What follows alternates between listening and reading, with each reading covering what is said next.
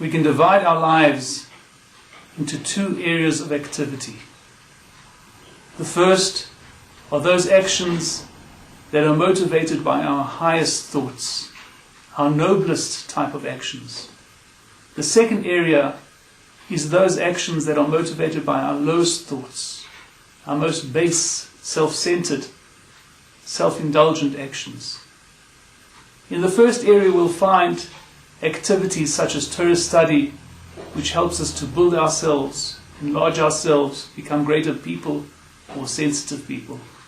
We'll find there the carrying out of mitzvahs and prayer that helps us to connect with the highest of heavens, helps us to connect with Hashem Himself.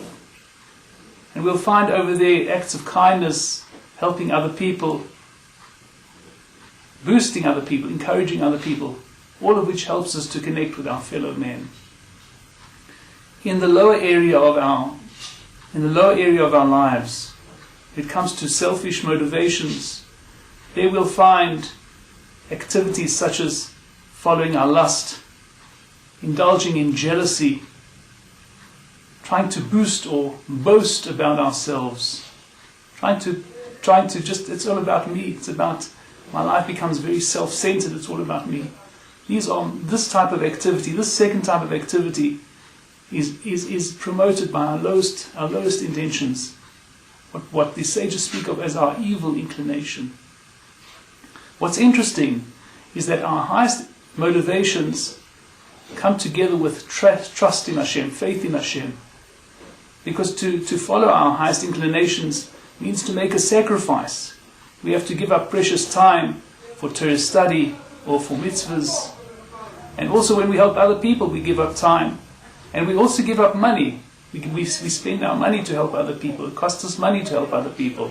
So there's an element of sacrifice.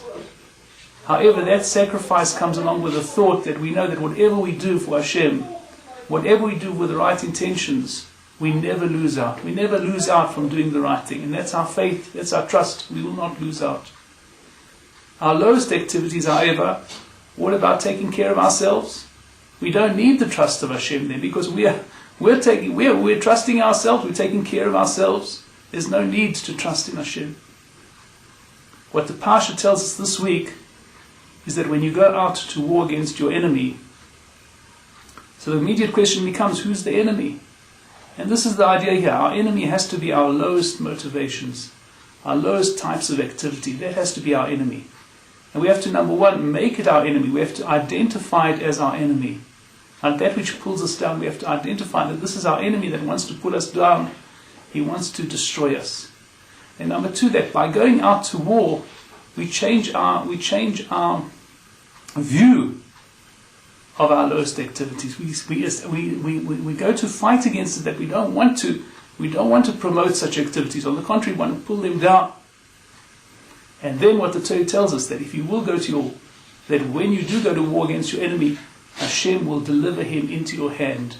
There's special heavenly help that helps that we receive, that when we go to fight against this enemy, against these lowest types of activities and lowest types of aspirations, that Hashem actually helps us. He helps us to conquer our enemy, and He helps us to reach the highest heights, the highest happiness, and the highest success.